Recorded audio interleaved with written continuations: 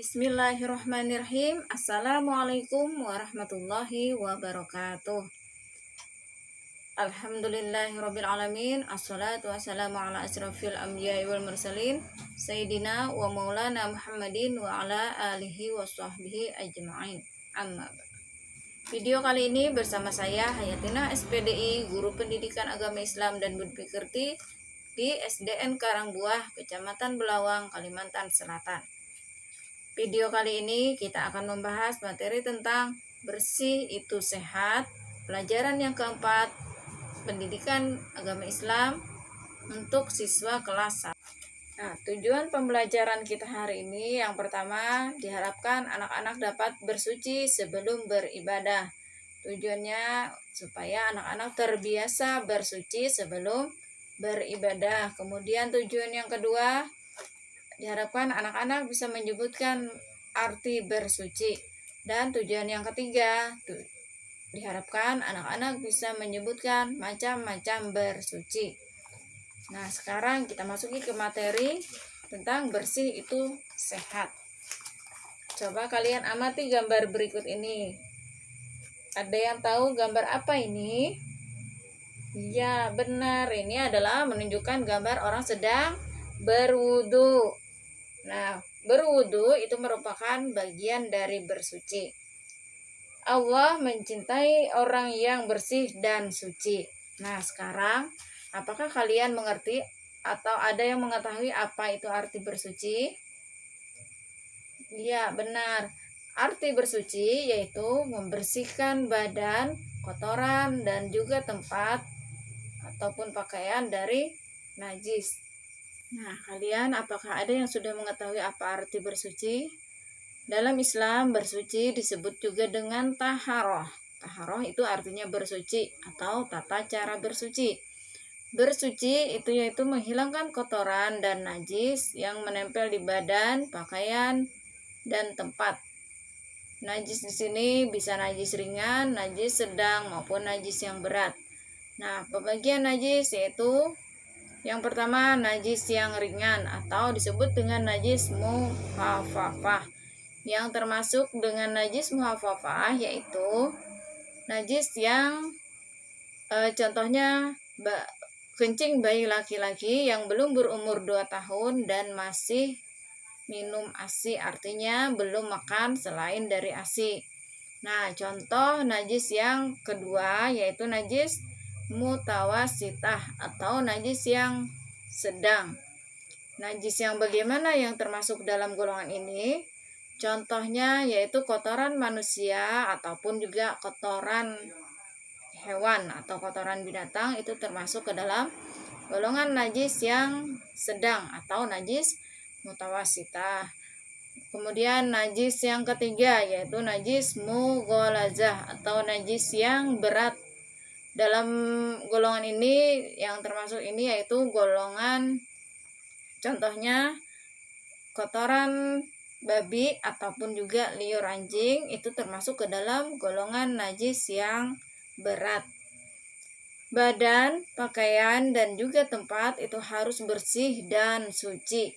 Dalam firman Allah, Quran Surah Al-Baqarah ayat 222, Allah berfirman, A'udzubillahi minasyaitonirrajim. Bismillahirrahmanirrahim. Innallaha yuhibbut tawwabina wa yuhibbul mutatahhirin. Yang artinya, sesungguhnya Allah menyukai orang-orang yang bertaubat dan menyukai orang-orang yang bersuci. Nah, demikian pula dengan Rasulullah. Dalam sabda beliau, At-tahuru syatrul iman, yang artinya kebersihan adalah sebagian dari iman. Bersuci itu menggunakan air. Apabila tidak ada air, kita diperbolehkan bertayamum untuk pengganti wudhu.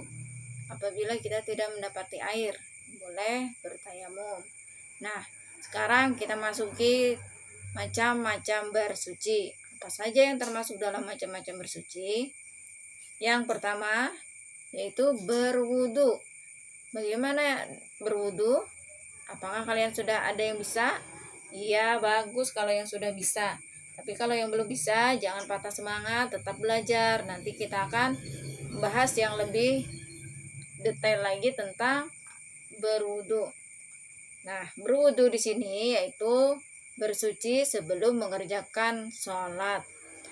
Apabila kita batal sholat, maka cukup sebelum berwudu kita membaca basmalah dan kemudian membaca doa sebelum berwudu dengan niat wudu.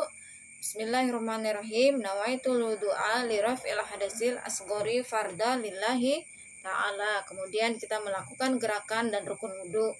Setelah selesai berwudu, baru kita berdoa setelah selesai berwudu.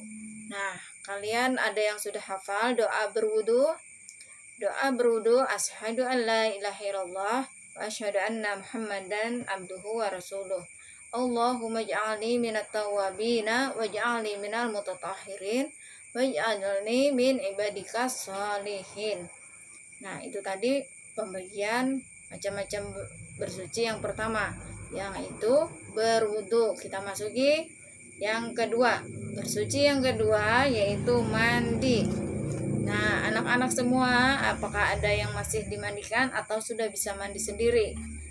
Iya, kelas 1 pasti sudah bisa mandi sendiri ya. Apa itu pengertian mandi? Bagaimana caranya mandi? Ya, kalau mandi kita menggunakan air. Mandi itu yaitu mengguyur atau membasahi seluruh anggota tubuh kita dengan air. Kemudian kita bersihkan dengan sabun. Kemudian ada juga kita menggunakan sampo supaya rambut kita menjadi bersih dan wangi. Setelah selesai mandi, kita keringkan badan kita menggunakan handuk. Sebelum masuk ke kamar mandi, kita harus membaca doa. Apa doa sebelum masuk kamar mandi? Ada yang sudah hafal? Iya, yang sudah hafal Ibu acungi 2 jempol. Doa sebelum masuk kamar mandi, Allahumma inni a'udzubika minal khubusi wal khobais. Iya, doanya, ya Allah, aku berlindung kepadamu dari jin laki-laki dan juga jin perempuan. Kemudian kalau masuk ke kamar mandi itu mendahulukan kaki sebelah kiri. Kemudian kalau keluar baru mendahulukan kaki sebelah kanan sambil berdoa. Gufronaka. Nah, itu doa keluar dari kamar mandi. Nah, sekarang bagaimana tata cara mandi? Yang pertama, mandi dimulai dengan membaca doa. Kemudian yang kedua, doa dibaca sebelum masuk ke kamar mandi. Masuk kamar mandi dengan menggunakan kaki kiri atau mendahulukan kaki kiri sebelum masuk ke kamar mandi. Kemudian bersihkan anggota badan dengan sabun. Kemudian dibilas lagi dengan air dan dikeringkan dengan handuk.